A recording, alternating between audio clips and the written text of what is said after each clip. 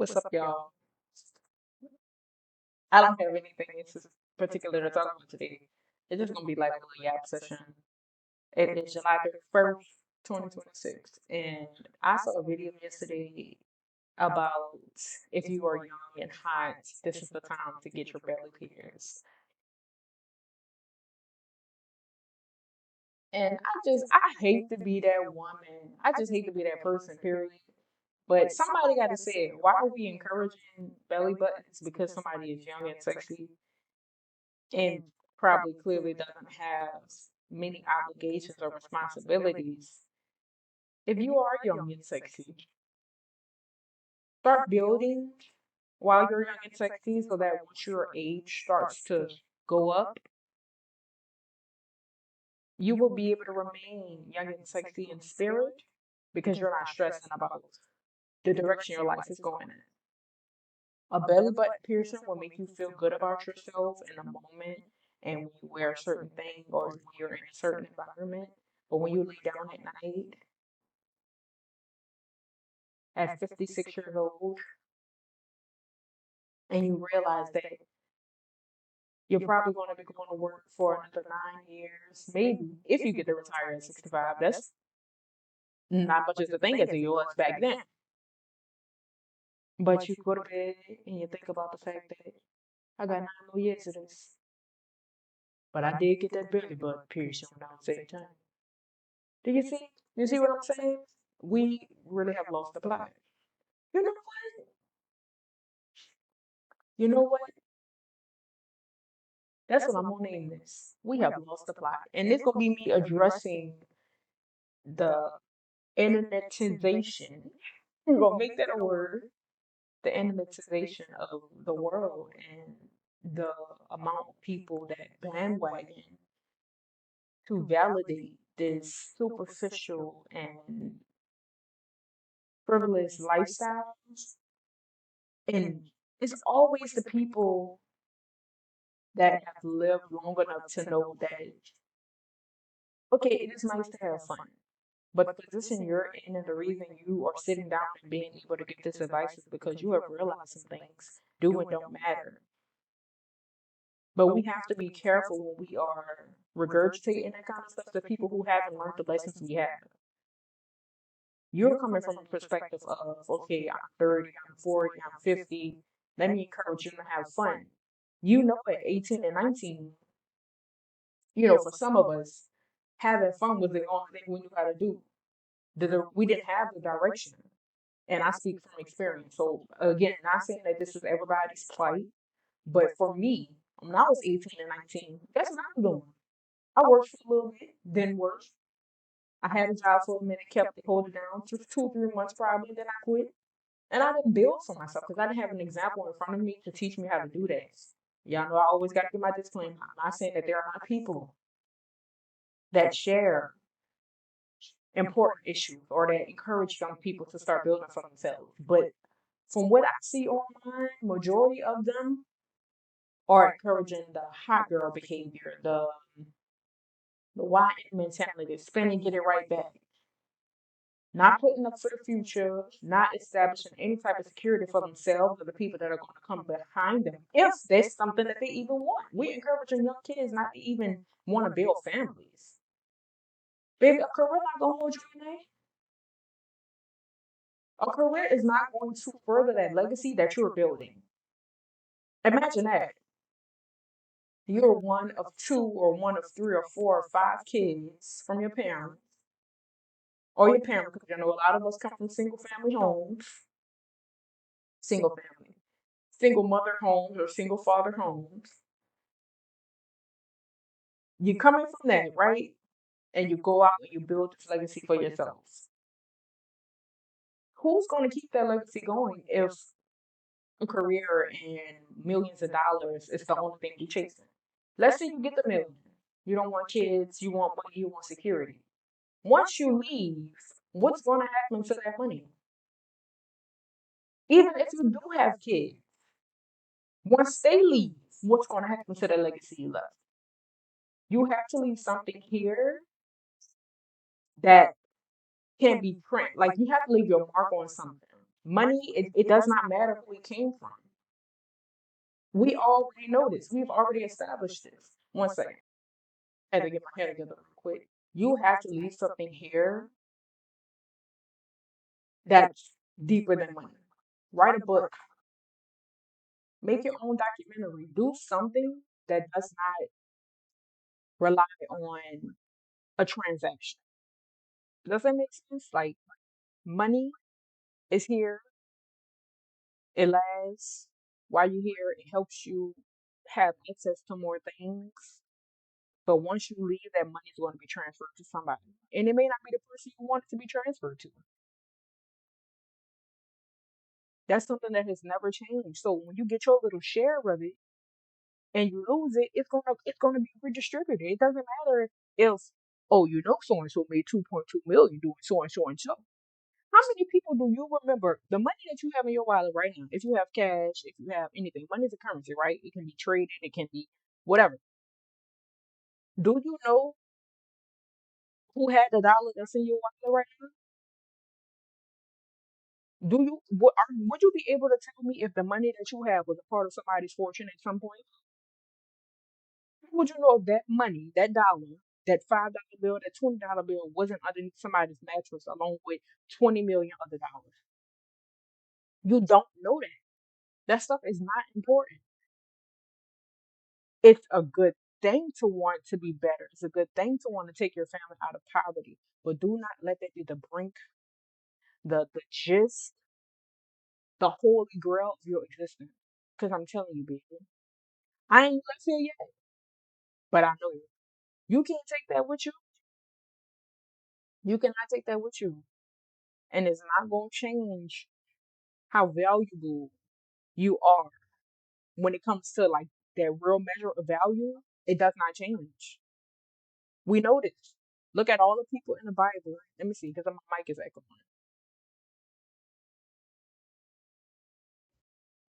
I think I just fixed it. Did I? Did I?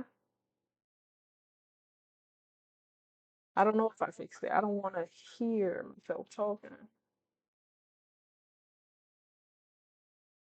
Yeah, so that's what I'm trying to turn off. But who? I lost my train of thought. I lost my train of thought. But yeah, you don't want to solely focus on money. You don't want that to be the only thing you exist for, the only thing you strive after. How are you going to develop your spirit? In what ways are you trying to grow as a person? How are you different than the person you were last year? What bad habits do you still have as that person that you were last year?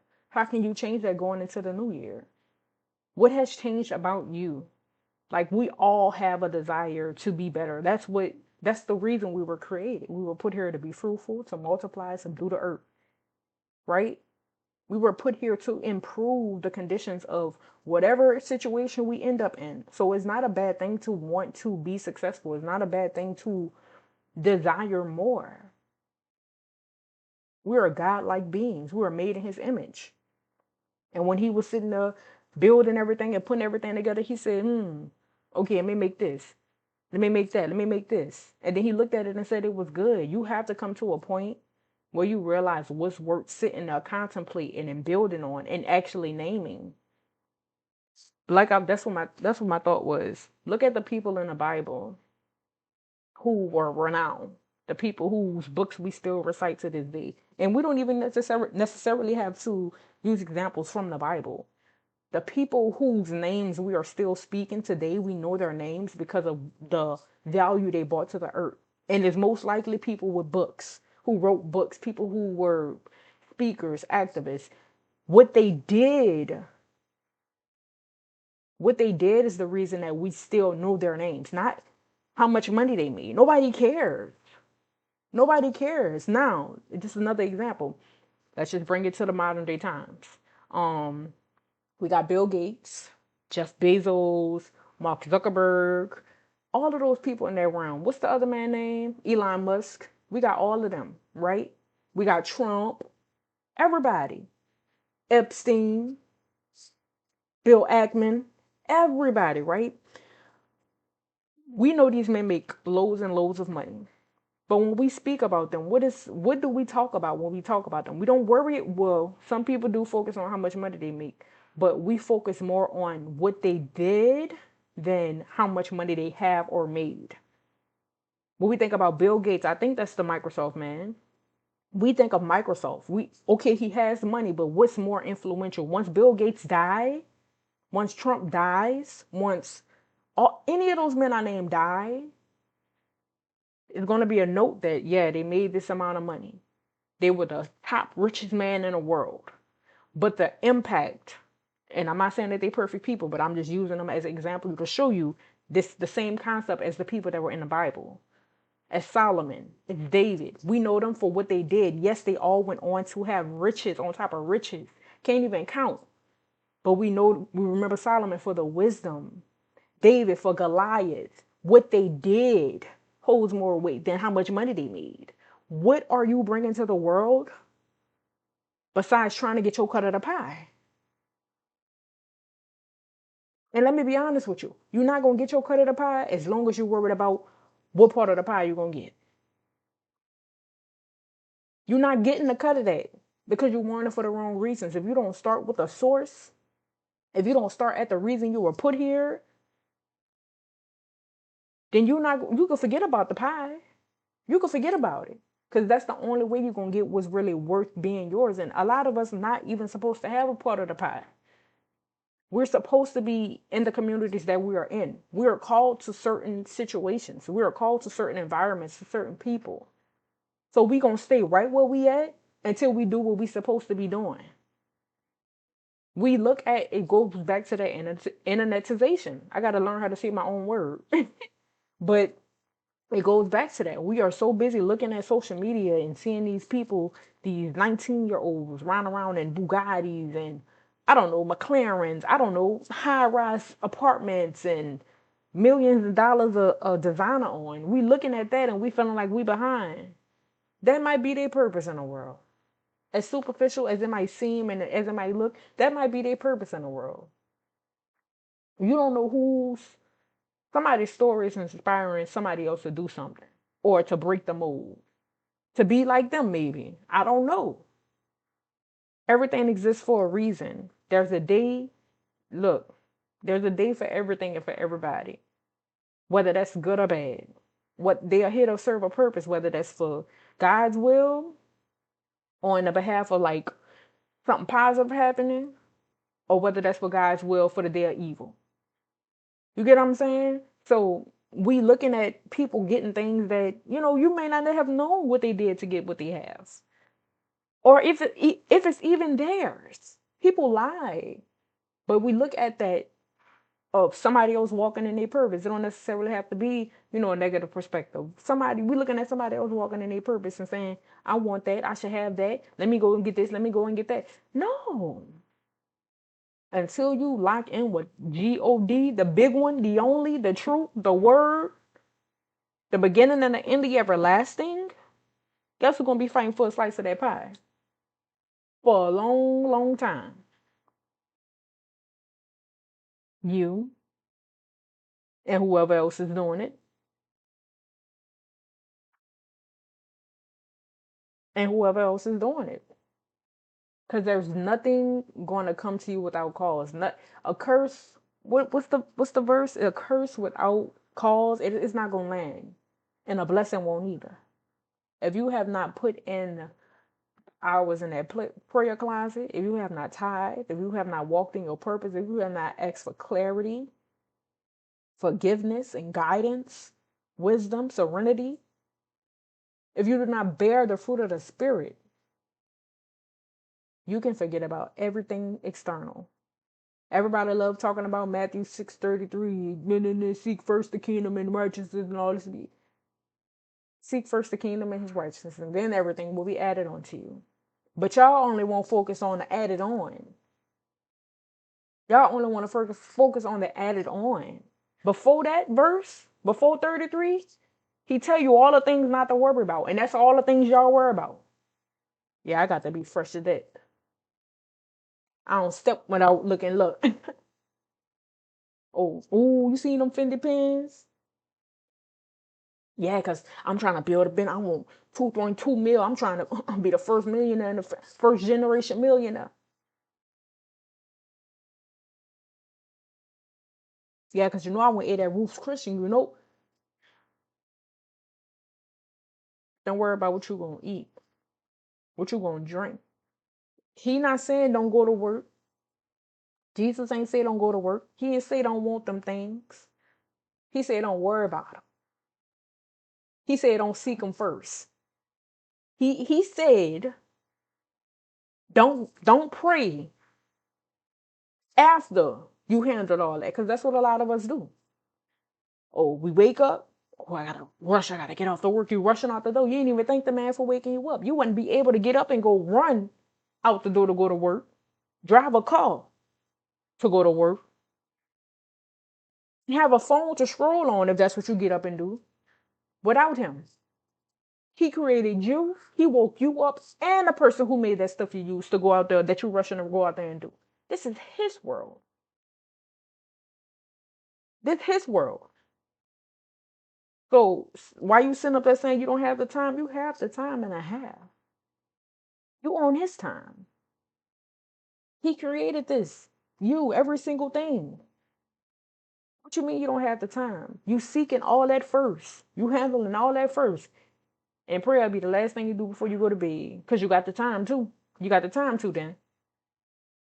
Now you can sit down and, oh, girl, it's been a rough day. Let me go ahead and pray. If I don't go to work, I ain't gonna be able to put having a roof over my head. I gotta rush. I'm gonna have to put the prayer to the side. I'm not gonna have nowhere to go if I don't get out here and go to work. Seek you first the kingdom and his righteousness, not the other way around. Not the other way around. We try so hard, and I get it. You know, we've been indoctrinated. It has worked. The programming has worked. It's worked. We value everything that's external. We put all of that above the one and the only, and don't realize that that's why it's not working. If you've been doing, that's insanity right there, doing the same thing over and over, expecting a different result. If you've been doing this your whole life, your mama been doing it her whole life, your daddy been doing it his whole life. If that's how everything been rocking, and you see the state of the people, you see the state of the family, the state of your life, it might be time to switch it up. And we always think so superficially. We always think so surface level with it. Oh, you know what? I'm gonna try that 5 a.m. morning routine. I'm gonna try going to the gym. I'm gonna try that diet. I'm gonna go ahead and start reading me some books. We always think so. We always think externally. Y'all, this is not all there is to life. It's so hard to grasp when you first get into that word and start walking with God. It's so hard to grasp. But when he really start breaking you down, you realize like you kind of start to feel like, and I hope this don't sound too like crude or anything, but like you start to feel like, why does he even exist? You know, like what's the point of all that? Like I don't need this. I don't need this part because you really don't. You really don't. But he will start to slowly peel all those layers off and remind you of the true essence of man, which is spirit. That's all you got. That's all you got. Nothing else is real. This is just a vessel for you to further what he sent you here to do. A vessel for us to express his being, express that image that we love to say we made in. That's all it is. Not for you to be out here worrying about. It's not a vessel for you to be trying to get your cut of the pie. You will not imagine that. If you sit there, imagine just I hope that's not blasphemy. But you imagine God making us and putting all that together as beautifully intricate as this earth is. Imagine him putting all that together for the goal of the beings he made in his image to be to get a little money and then live a lavish life and die. Just seem pointless. Like don't. There's no excitement in that. Like, who gets excited about just doing that? Do you really think? And I am so grateful that I did not get a lot of the things that I prayed for, because I would have never come to this point. I was one of them, and that's the point I speak from. I was that person who thought that the money was gonna solve the issues. I be seeing some people, they post about it, and it was like, people say money don't solve all problems, but I bet tell me all the problems you have, and I bet money will fix all of them. Money can fix the problems you have because you don't know who you are. Money can fix the problems that you have because you don't realize the real problem. You're trying to fill a void, and you think money gonna fill that void. You haven't gotten enough money to realize that your problems that you dealing with, that feeling that you feeling, it ain't nothing money can solve, baby. That's a void. That's a God-sized void. And I promise you, money ain't gonna fix it. So I say, I'm grateful I didn't get the things that I prayed for because I thought money could solve my problems. I haven't made six figures, a six-figure salary, never had a booming business and all of these things. Really no assets at all. But I can guarantee you, if I had gotten that in the state of mind that I was in when I was praying for it, I would still be out there hustling and moving around and feeling like I need more to this day.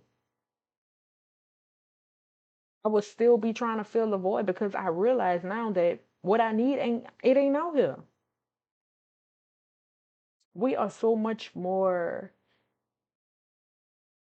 than what it seems like we are. And I hate how perverted the world has become because we genuinely think that money can solve the problem. We genuinely think that tethering ourselves to this earth and getting some type of recognition is going to be enough for the beautiful spirits that we are. We really think it's so crazy, bro. It's so crazy, but that was just my little yap session, y'all. I don't know. I had to reach flow state right quick. I wish I had some clips today, but I don't. I do like this little setup though. I like the whole riffing.